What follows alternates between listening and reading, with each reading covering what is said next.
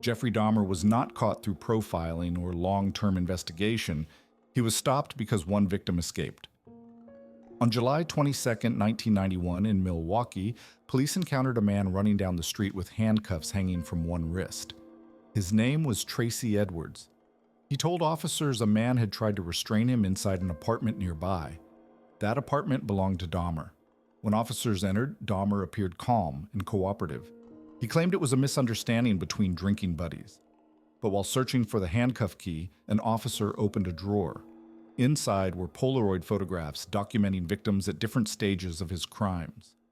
At that moment, the case was over. A full search revealed human remains throughout the apartment.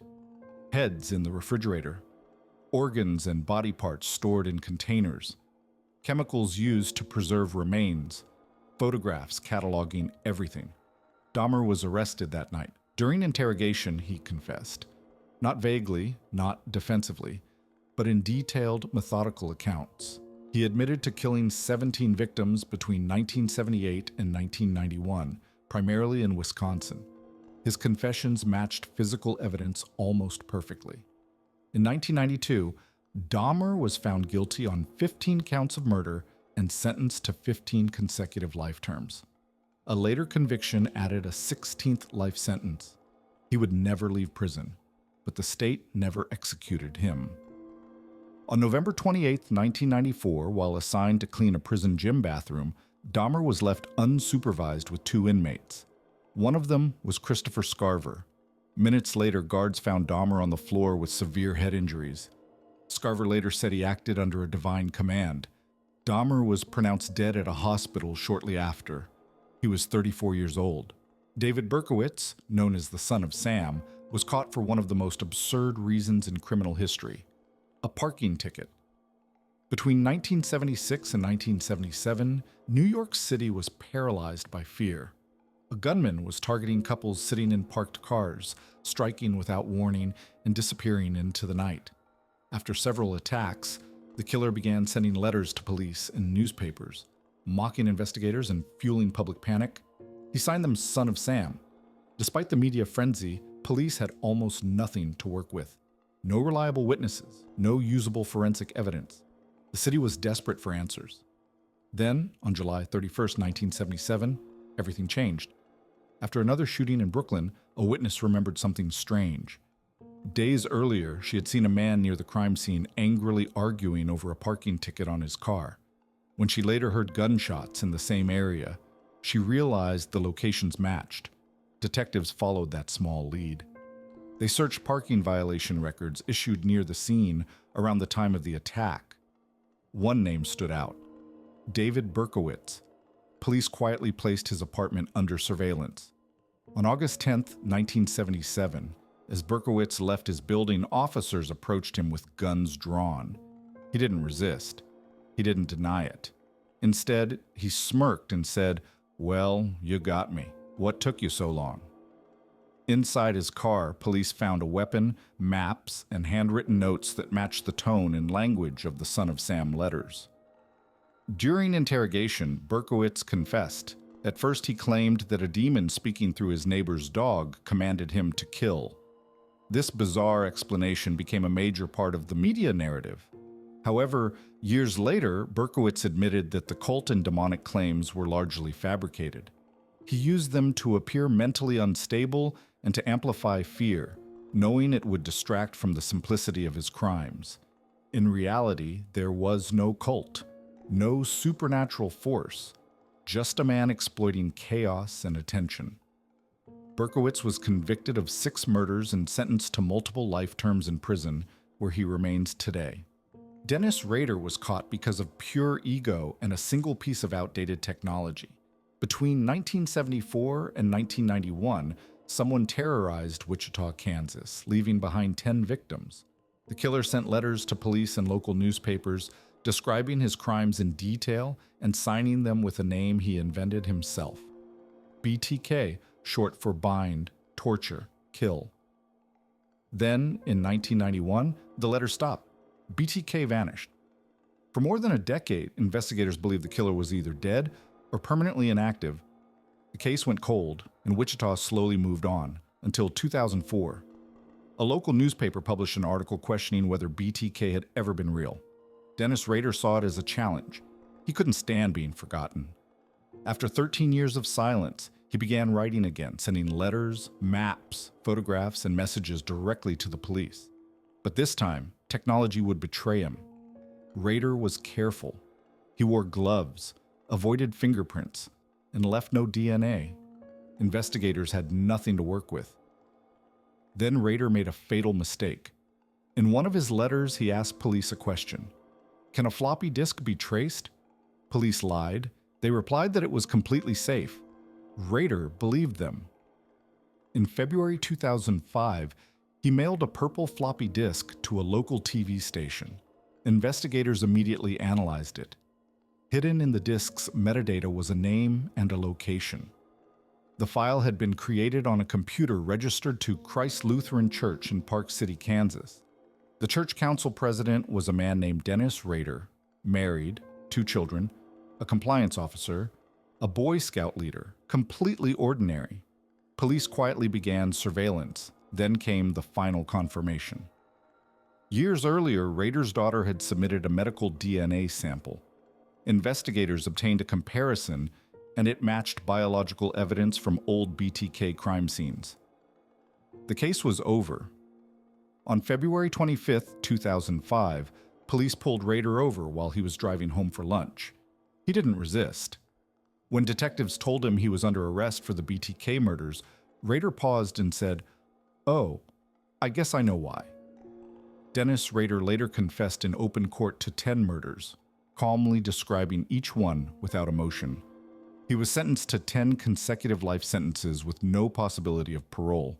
John Wayne Gacy was arrested in December 1978, not because police were hunting a serial killer, but because a teenager didn't come home. On December 11, 1978, 15-year-old Robert Piest disappeared after telling his mother he was going to discuss a summer job with a local contractor. That contractor was John Wayne Gacy. Piest's mother contacted police immediately. When officers interviewed Gacy, they noticed inconsistencies in his story. More importantly, investigators discovered that Gacy had previously served prison time in Iowa for assaulting a teenage boy. That put him back on law enforcement's radar. As detectives dug deeper, they realized something alarming. Several missing young men in the Chicago area had last been seen working for Gacy or heading toward his house. A judge approved a search warrant for Gacy's home. Inside, police found clothing that didn't belong to him, identification cards linked to missing youths, and a strong, unusual odor coming from the crawl space beneath the house. Still, they didn't yet have enough to arrest him. So police placed Gacy under 24-hour surveillance while preparing a second warrant. During this period, investigators followed the smell. When they returned to the crawl space with proper authorization, they uncovered human remains, then more remains, then more. By the end of the search, 29 bodies were recovered from beneath Gacy's house. Additional victims were later found in nearby rivers. Gacy was arrested on December 22, 1978. He eventually confessed, attempting to blame an alternate personality he called Jack. He even drew maps of where the bodies were buried, numbering them like inventory. Gacy was charged with 33 murders, making him one of the most prolific serial killers in U.S. history. His trial in 1980 became a national spectacle. The evidence was overwhelming. Survivors testified. Physical proof came directly from beneath his home. The jury deliberated for less than 2 hours. John Wayne Gacy was found guilty on all counts and sentenced to death. He remained on death row for 14 years before being executed by lethal injection on May 10, 1994 in Illinois. Ed Kemper was caught because he turned himself in, and at first, no one believed him. In 1972 and 1973, young women began disappearing around Santa Cruz, California. Most were college students who hitchhiked. Their bodies were later found in remote areas. But investigators had no suspect, no witnesses, and no surviving victims. The case became known as the co-ed killer investigation, and it was going nowhere. Police were stuck. Then, on April 23, 1973, a man calmly called the police and said, "I want to turn myself in. I'm the one you're looking for." The The man was Ed Kemper. The officer who answered the phone thought it was a joke. Kemper was well known to local police. He regularly drank at a bar frequented by officers, talked with them about cases, and showed a deep interest in law enforcement. To them, he was just a large, friendly, harmless guy. No one took his confession seriously. Kemper had to call back multiple times, insisting that he wasn't joking and begging them to arrest him. Eventually, detectives agreed to meet him in person. When they finally sat down with Kemper, the tone changed immediately. He didn't resist. He didn't ask for a lawyer. He didn't try to minimize anything. Instead, he calmly described each crime in detail, including locations, timelines, and how he avoided detection. Details only the killer could know. Police quickly confirmed his statements. Kemper confessed to 8 murders, including his own mother and her friend, whose deaths finally pushed him to surrender. He explained that once his mother was gone, the urge that had driven him for years simply stopped. His arrest stunned investigators. There was no chase, no forensic breakthrough, no tip from the public. The case ended because the killer decided it was over. Ed Kemper was convicted and sentenced to life in prison, where he remains incarcerated today. Unlike many others, he fully cooperated with authorities and later participated in interviews and psychological studies, becoming one of the most studied serial offenders in criminal history. Samuel Little was caught almost by accident after a lifetime of slipping through the cracks. For nearly 4 decades, Samuel Little moved across the United States without raising alarms, city to city, state to state. He targeted people living on the margins of society, those least likely to trigger major investigations. And it worked, again and again. Little was arrested many times throughout his life. Assault, theft, minor offenses. He was questioned in connection with violent crimes more than once, but each time there was just enough doubt, just enough lack of evidence for him to walk free. In several cases, witnesses failed to identify him. In others, cases simply weren't connected across jurisdictions. For years, police didn't realize they were dealing with the same person. Everything changed in 2012. Little was arrested in Kentucky on a warrant related to illegal substances. It looked routine. Nothing about the arrest suggested the scale of what was coming. But this time, authorities ran his DNA through national databases. The result linked him to 3 unsolved cases in Los Angeles from the 1980s. That was the first crack. Detectives began digging deeper. They compared his travel history to cold cases across the country. The timelines matched. The locations matched. Old reports that once seemed unrelated suddenly lined up. Investigators from multiple states started talking to each other, sharing information that had never been connected before. At first, Little denied everything. But while in custody, something changed. Over months of interviews, he began to talk. Not vaguely, not defensively. He described victims, locations, vehicles, weather conditions, even street layouts with disturbing precision. To prove it, he started drawing portraits of victims from memory. Many were later recognized by families or matched to unidentified cases. In the end, Samuel Little confessed to more than 90 murders, making him the most prolific serial killer in American history. Investigators were able to confirm dozens of those cases through evidence and records. Samuel Little wasn't caught by a brilliant sting operation. He was caught because technology caught up, and because for the first time, the system connected the dots he had spent a lifetime avoiding. He died in prison in 2020, but the full scope of his crimes is still being uncovered. Ted Bundy was caught not because he made one mistake, but because too many people finally compared notes. For years, Bundy operated across multiple states, leaving confusion behind him. Different police departments were investigating disappearances that didn't initially seem connected. Different victims, different locations, different timelines. That fragmentation worked in his favor. The first real cracks appeared in 1974 and 1975, when witnesses around Washington state began describing a suspicious man using the same name, Ted. He approached young women in public places, often pretending to be injured, asking for help. Several women survived these encounters and gave similar descriptions, including one crucial detail: a tan Volkswagen Beetle. Police took note. In August 1975, a Utah Highway Patrol officer pulled over a tan VW Beetle driving suspiciously through a residential area at night with its lights off. Behind the wheel was Ted Bundy. Inside the car, officers found items that immediately raised concern: handcuffs, rope, a crowbar, gloves, and a mask. Bundy claimed they were burglary tools. He was arrested, but released on bail. That stop changed everything.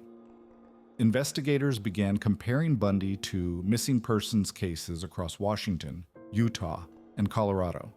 His name surfaced again and again. Witnesses placed him near abduction sites. His car matched descriptions. His movements aligned with disappearances.